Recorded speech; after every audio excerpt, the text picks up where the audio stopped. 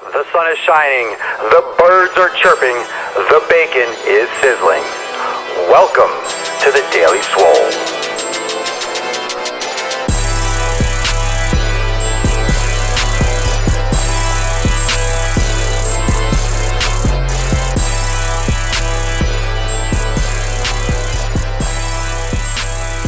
Welcome everyone to episode 117 of The Daily Mother Swole.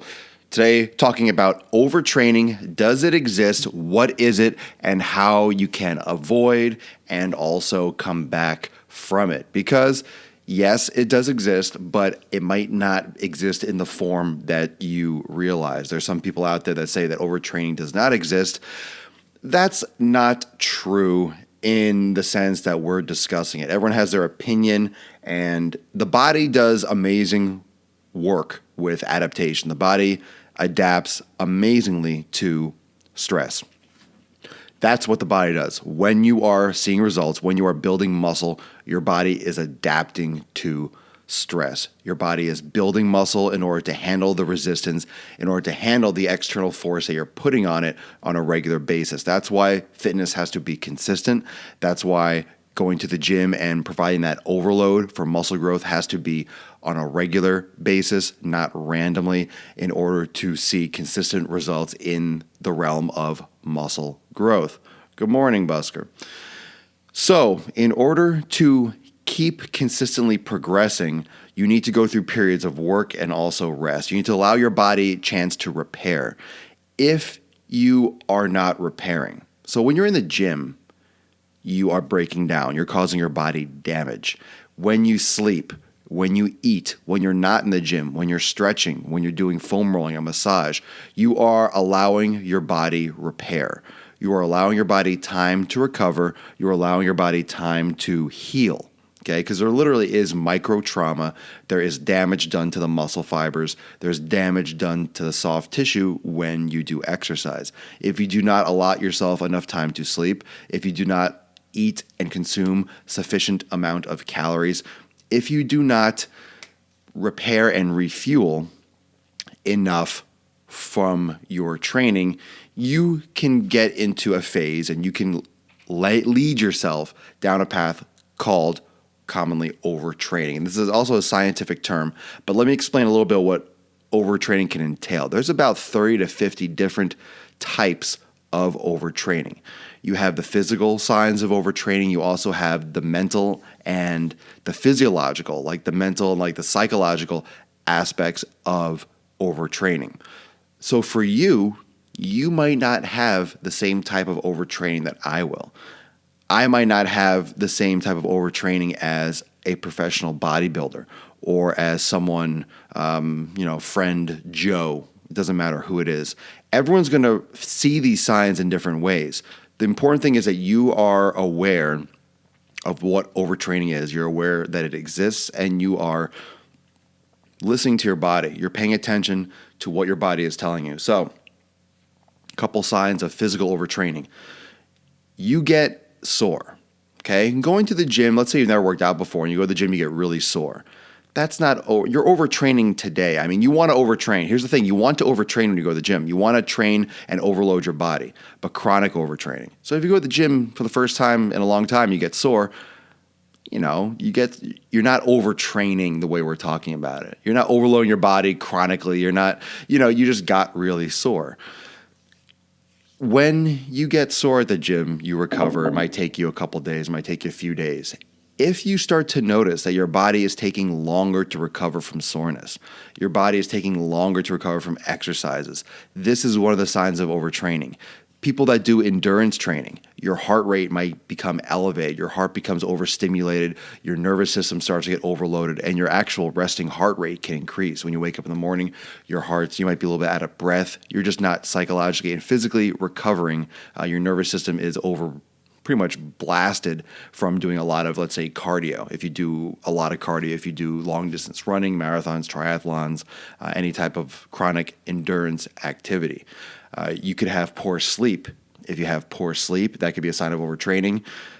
Lack of sleep can lead to overtraining. And lack of sleep can be a sign of overtraining. In other words, lack of quality, like if you're waking up regularly, if you're not sleeping well, if you're having trouble falling asleep, if you have trouble sleeping at night, that can also be a sign that you are overtraining. You could be getting poor nutrition. You could be working your body too hard. It's kind of like, if you drink a lot of alcohol, sometimes it can affect your quality of sleep and your REM sleep and your brainwave cycles at night. So there's a lot of aspects of sleep that can be a sign that you are overtraining, or that could, if you get poor sleep because you don't sleep enough, it can lead to overtraining, because when you sleep, you repair. That being said, with the way the body works in that sense, you can also, like I said, you have psychological aspects. So you can be physically sore and not be recovering. You can feel weaker in the gym. Let's say your strength is just declining for no apparent reason, it seems. You're just not getting stronger. You're not feeling good in the gym. You're not getting great pumps. You're not lifting as much as you used to for no seemingly apparent reason. You're just not strong as you were. So your body just starts not applying itself as well. You start to have to pay attention. You're not as hungry, perhaps. Honestly, if you're overtraining, you might think, oh, you're going to get more hungry. No, actually, lack of appetite is a sign of overtraining. Some mental aspects. And I'm going to get into a little bit personal, because I'm going to tell you my major signs of overtraining. And I notice this, and I start to take off. There's a reason why I take rest days, and sometimes I'll take 2 days off or 3 days off, and I'll take extra rest days, because for me, I notice I get this a lot. I won't say I get this a lot, but when I sense overtraining, I overtrain. My overtraining signs for me, when I notice it the most, is mental. I don't feel like working out. If I don't feel like going to the gym, if I don't feel like working out, even if I feel okay, if I don't feel like training, sometimes I don't. Sometimes I just feel I don't feel like training, but I go. And I've talked about this before. It's like instinctual self-awareness. Sometimes I don't feel like training, but I go. And I guess I kind of force it. I'm like, no, I have to go, and I go, and it's fine. I work out, and it's great. Other times I don't feel like working out, so I just avoid it. I just don't go. And that is my way, my perception of preventing overtraining, because if I don't want to work out, I always want to work out.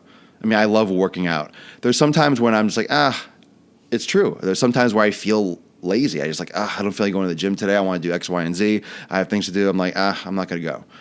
But there are other times when I just don't feel like going, so I don't go because I really don't feel like going. That's a sign that something's not right for me, because I always like to work out and I want to stay on point and I like to have good workouts. So if I don't feel like working out, that could be a sign that my body, it needs some rest, that I'm overtraining. So I take a day off.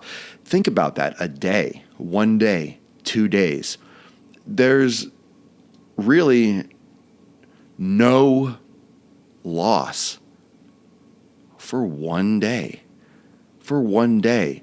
When I used to work out, I used to think like, man, if I take a day off, I'm going to lose so much progress. I'm missing a day. I'm not going to get huge. I'm going to lose my form. It felt that way. But being chronically sore and chronically, because sometimes after a workout, you'll feel pumped and you'll feel tight, but that's also inflammation. That's swelling. You need to allot your body time to recover. Now when I take a day or two off, I go back into the gym and I look and I'm thinking, God, I ate kind of okay for 2 days. I didn't work out, and I come back in and I'm looking leaner than I ever have before. It's because your body's getting a chance to repair. I've talked loosely about this on my Daily Swoles, from taking extended time off. Not taking 2 weeks, but taking a month and just doing constant yoga every day and taking a month off from resistance training, because if you've lifted for 14, 15, 16 years, that's a lot of overload. The body repairs constantly. If you're working out 3 to 6 days a week, maybe 7 sometimes, you're doing, maybe 5 to 7 to 9 days straight with, then some rest days, or, however your system is. for years on end, that's a lot of overload. Your body is constantly inflamed. Your body is constantly recovering. Your body is constantly trying to keep up. That's a lot of stress. You need some extended periods of rest. So understand the mental aspects of overtraining. You could have low mood. You could feel depressed. You could feel grumpy. You could feel aggressive, short of, like I said, lack of appetite. That's physical and psychological, but you can feel like short with people. You could be cranky. Okay. You could have like periods of just like depression, kind of feeling low mood, or like sadness, like random crying. Like it could be almost like, it could be almost like a period. You're having a menstrual cycle. You can just feel real emotional for no reason because your body is just exhausted. Your body is exhausted. It's wiped out. So the psychological and the emotional aspects to fitness, it's all connected. It's all connected. You have to be aware that your body is going to go through these periods where it needs rest, but you need to be aware of this before it even happens. You don't want to get to the point of overtraining. There are endurance athletes, these guys that do triathlons and Ironmen and, just hardcore athletes, that sometimes overtraining can be so severe that your body doesn't recover for months. There have been cases of overtraining where people had to take like a year off from training, months, 5 months, 6 months. And you can really damage yourself. You can really screw up your endocrine system, which is the system that, the glands that create that secrete hormones and those messengers in the blood system and the bloodstream in the body. So your endocrine system can get jacked up because your nervous system helps control that. Your physical, your muscular system, skeletal system, tendons, ligaments, your soft tissue system can break down and get banged up and have trouble recovering physically. And just the psychological aspect. Sometimes you just need time off. Sometimes you need a break. You go to work. Let's say you have a job, you make money, you just don't really personally and really enjoy it. You need time off. You need vacation. For mental reprieve, you need to get your mind out of there and be like, I got to think about something, just nothing. And some of you might do that. You just don't want to do anything. It's like, I don't want to go anywhere. I just want to do nothing. I enjoy doing nothing personally. I enjoy the act of, I don't have anything to do. I don't want to go do something. I want to do nothing. So understand that the overtraining aspect is physical as much as it is mental, and mental as much as it is physical. So, if you hurt yourself, it takes 2 weeks but if that's physical, that's an acute injury. But overtraining a lot of times we're talking about chronic overtraining, chronic going to the gym, repeated stress, and to the point where the body is not allotted a chance to recover properly and efficiently from exercise. So it's important to understand that there are different aspects of overtraining, and there are components that need to be paid attention to so your body can continuously see progress and that you can stay safe both physically and mentally, so you're always moving forward. So don't shy away from time off. Listen to your body, listen to what it's saying, and if you need to stretch more, if you need to rest more, eat more, sleep more, make sure you give your body the chance to do that so you can avoid any kind of injury or setbacks in your training. Thank you so much for joining me for episode 117 of the Daily Swole. I shall see you tomorrow for episode 118, 12 noon Eastern time. Check you on the flip side. Happy hump day. Snap me. Let me know what you're doing today. Get your pump on. I will see you tomorrow. Peace out. Enjoy the rest of your day.